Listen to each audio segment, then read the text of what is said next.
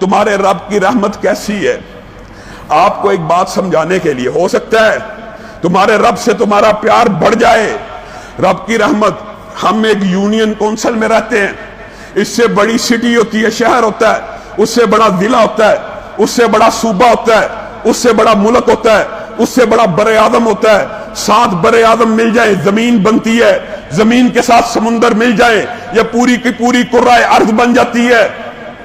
اس کرۂ ارض سے چند کلومیٹر، اس لیے کہہ رہا ہوں ہمارے لیے تو بہت زیادہ ہے، لیکن اللہ کے لیے یہ فاصلے کی اہمیت کتنی ہے۔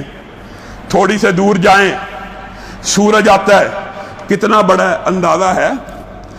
ایک سورج کے اندر اگر سورج کا ڈایا ناپنا ہو، سمجھنا ہو، سوچنا ہو کتنا ہے، 12 لاکھ زمینیں ہوں، ایک سورج ان 12 لاکھ زمینوں کو اپنے اندر سمو سکتا ہے۔ اس سورج سے اوپر جائیے ستارے ہیں، ان سے اوپر ستارے ہیں۔ انسانی آنکھ نے جو سب سے بڑا ستارہ دیکھا ہے ہبل کے ذریعے، دوربینوں کے ذریعے، اس ستارے کی وسعت سائنسدانوں کے اندازے کے مطابق پتہ کتنی ہے؟ جو سب سے بڑا ستارہ انسانی آنکھ کی حیثیت کیا ہے؟ اس سے پیچھے پتہ نہیں کیا ہے۔ اس ستارے کا صرف ڈایا بتانا مقصود ہے۔ 90 کروڑ سورج ہو، 90 کروڑ سورج ہو، اس ایک ستارے میں سمو سکتے۔ لوگوں، اس ستارے کے اوپر آسمان ہے، ان ستاروں کے اوپر آسمان ہے، اور آسمان اتنا بڑا ہے جس نے سارے کے سارے ستاروں کو گھیرا ہوا ہے۔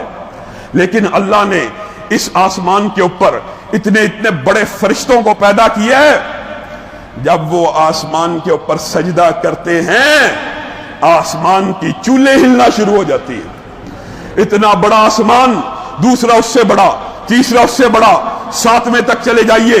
7ویں آسمان کے اوپر اللہ رب العزت کی کرسی ہے، وسع کرسیہ السماوات، اور یہ کرسی اتنی بڑی ہے 7 آسمانوں کی چوڑائی سے بھی زیادہ ہے۔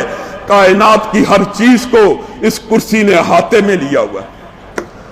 لوگوں ذرا غور کرو، کہاں ایک یونین کونسل، کہاں ایک کرسی، اور کرسی کے سامنے پوری کائنات۔ صحیح حدیث آپ کے سامنے رکھ رہا ہوں، کرسی کے سامنے پوری کائنات۔ حدیث کے الفاظ ہیں، ایسے ہے۔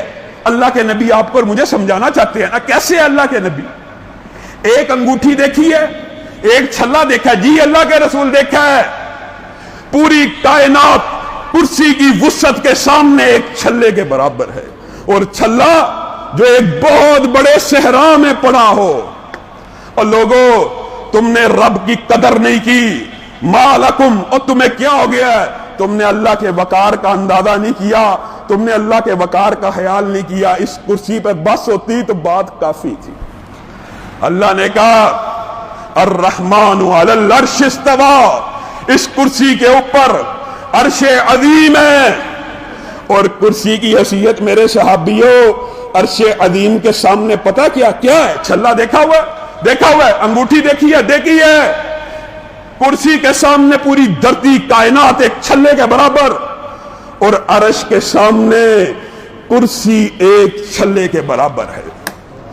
اور اس عرش کو، جو بات ہمارے موضوع سے متعلق ہے، قیامت کے دن 8 فرشتے اٹھائیں گے، ابھی بھی فرشتوں نے اٹھایا ہوا ہے، وہ کیا کہتے ہیں اس بات کی طرف آتے ہیں، لیکن ان میں سے ایک فرشتے کا حلیہ نبی کریم نے آپ کو اور مجھے بیان کیا۔ ایک فرشتہ ان 8 میں سے ایسا ہے، اس کا سر عرش کے نیچے ہے، لیکن اس کے پاؤں 7 زمینوں سے بھی نیچے ہیں۔ 700 برس ایک پرندہ اڑنا شروع کرے، دنیا کا سب سے تیز رفتار، 700 برس اڑتا رہے، نبی کریم صلی اللہ علیہ وسلم نے ارشاد فرمایا اس فرشتے کے کان سے لے کر کندھے تک کا فاصلہ طے نہیں کر سکتا۔ اور یہ فرشتے تیرے اور میرے لیے کتنی خوش نصیبی کی بات ہے، اپنے رب کی تسبیحات بیان کر رہے ہوتے ہیں اور ساتھ میں دعا کر رہے ہوتے ہیں۔ کیا؟ فاغفر للذین تابوا، جنہوں نے عرش کو اٹھایا ہوا وہ اللہ کی تسبیحات کو بیان کر رہے، اور اللہ کے سامنے دعا کرے، اللہ اپنے بندے جو تیرے بندے ہیں جو ایمان لے آئے ہیں ان کو معاف فرما دینا۔ یو ای ٹی کی ایک مسجد کے اندر بیٹھا ہوا بندہ، قرآن و سنت کے اندر بیٹھا ہوا ایک بندہ، نہ رب اس کو فراموش کر رہا، نہ عرش کو اٹھانے والے اس کو فراموش کر رہے، تیری اور میری سفارش کر رہے ہیں ہر وقت اللہ سے، اللہ جو بندے ایمان لے آئے ہیں ان کو معاف کر دینا، اللہ جو بندے ایمان لے آئے ہیں ان کو معاف کر دینا۔ بات یہاں تک ہوتی کافی تھی، پھر کیا کہتے ہیں؟ فَاغْفِرْ لِلَّذِينَ تَابُوا، اے اللہ جو بندہ ایک مرتبہ تیرے سامنے آ کے ہاتھ اٹھا لینا مجھے معاف کر دینا، اے رب اس کو معاف کر دیں، کیونکہ تو نے اپنی جان کے اوپر اپنے اوپر یہ بات فرض کر لی ہے کہ میری رحمت میرے غضب کے اوپر حاوی ہے۔ 8 فرشتے نہیں، عرش کے ارد گرد لاکھوں فرشتے آپ کے اور میرے لیے دعائیں کر رہے ہیں، اللہ ان کو معاف کر دینا جو توبہ کرتے ہیں۔ میں اور آپ ظالم ہیں، میں اور آپ برے ہیں جو رب کو پہچان نہیں سکے۔ یہ رب، یہ عظیم الشان رب، اس رب کی قدر نہیں کی دنیا کے مال کی وجہ سے، دنیا کے مال کی وجہ سے۔